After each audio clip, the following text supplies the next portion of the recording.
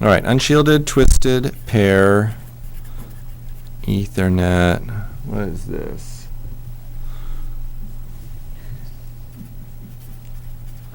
If I want to run unshielded, twisted, pair,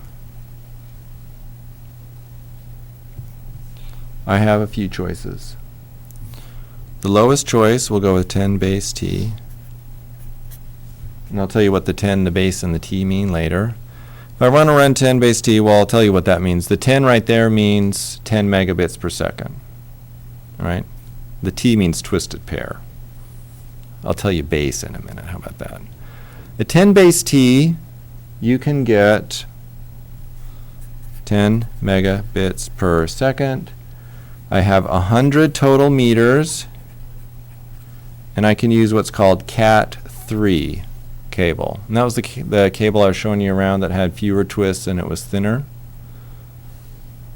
All right? So we use that for a long time. Next up, 100 base T. This is actually 100 base TX. And you don't need to worry about this. There were multiple standards of 100 base T, and thank goodness they never did this again. There was some 100 base T that ran over Cat3. Nobody liked it, and so nobody used it. It was 100 base T. There was like 3 other different flavors. I don't remember them all. Of course, this runs at 100 megabits per second. You still go 100 meters, but in order to accommodate it, by the way, when it was running over Cat3, they had to use all 4 wires, and that's why everybody hated it. With that, you needed Cat5. Okay, Cat5 cable. Next up, we had 1000 base T, or 1 gigabit. Sometimes we'll just go 1 gigabits per second. We still get 100 meters here.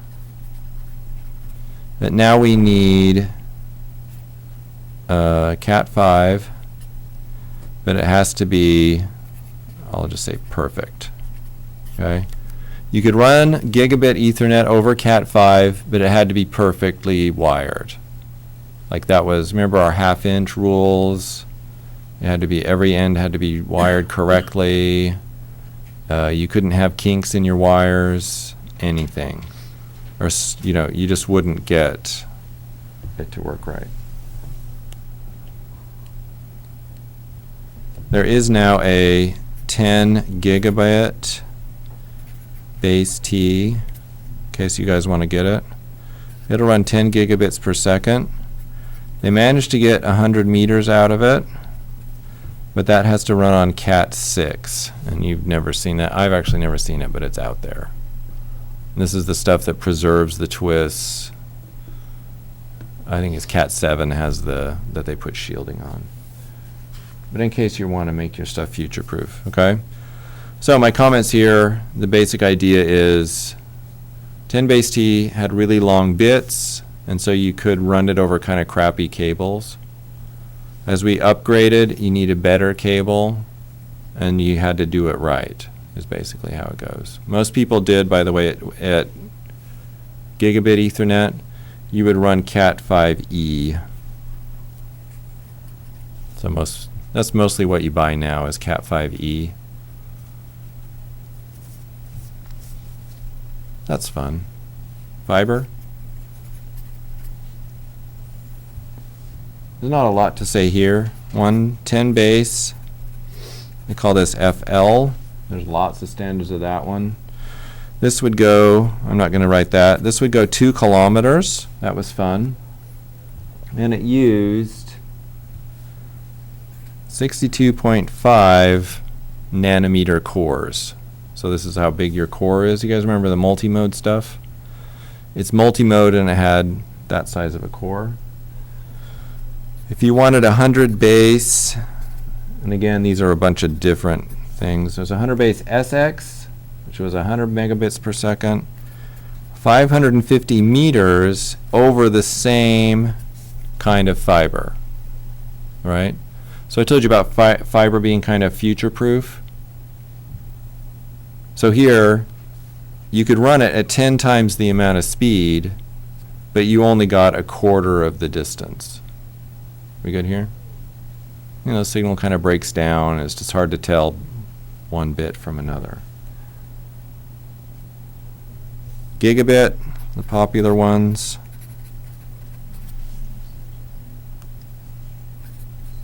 So a gigabit on fiber.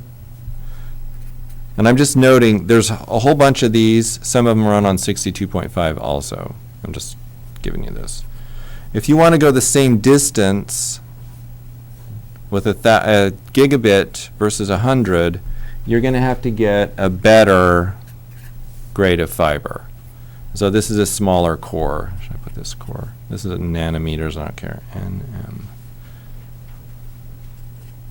Okay, so this is a 50 nanometer core. So again, same distance, smaller core, means there's fewer of those modes to overlap, and we got more bits, and so we can tell the difference between them.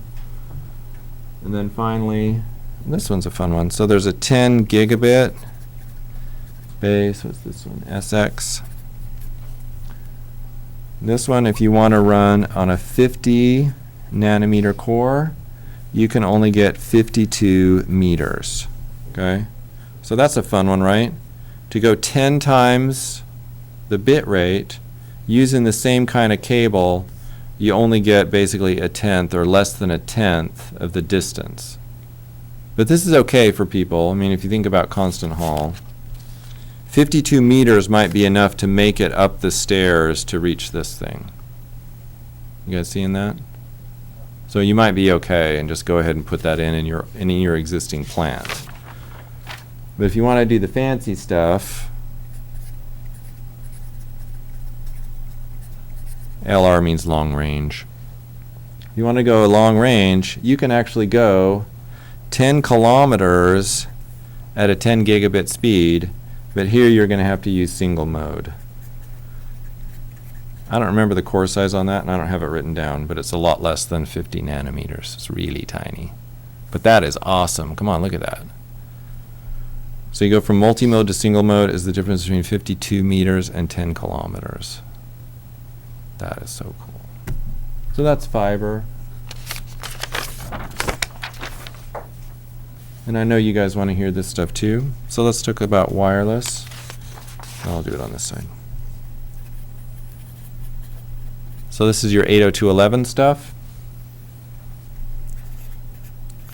802.11b. 802.11b was really the first one to come out as sort of a mass market thing. This gave you 11 megabits per second. This is total output. It ran on the 2.4 gigahertz spectrum, and it would go about 35 meters. 802.11a would give you 54 megabits per second. That ran in the 5 gigahertz range, but here you got less distance. So A actually used better techniques. B was more commercially sellable. Nobody ever really used A. But notice the distance limitation.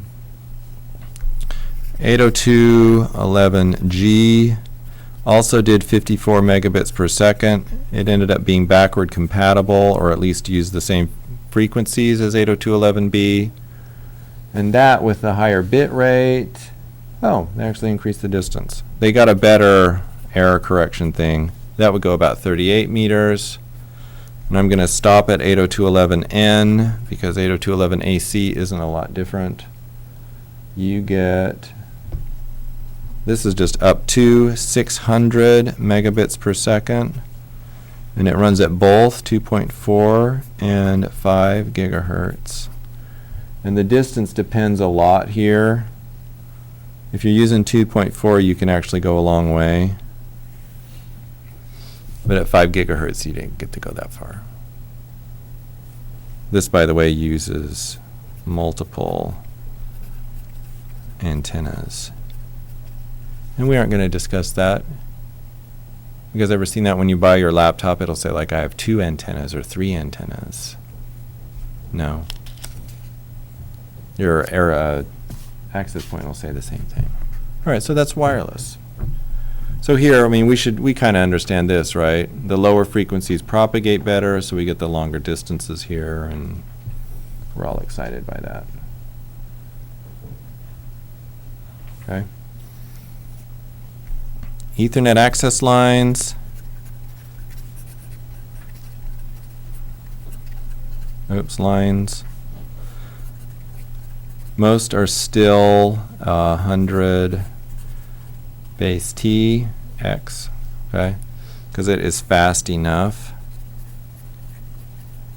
Although I've noticed at ODU they've got a stinking fast internet connection, but I think 100 megabits per second would still be fast enough.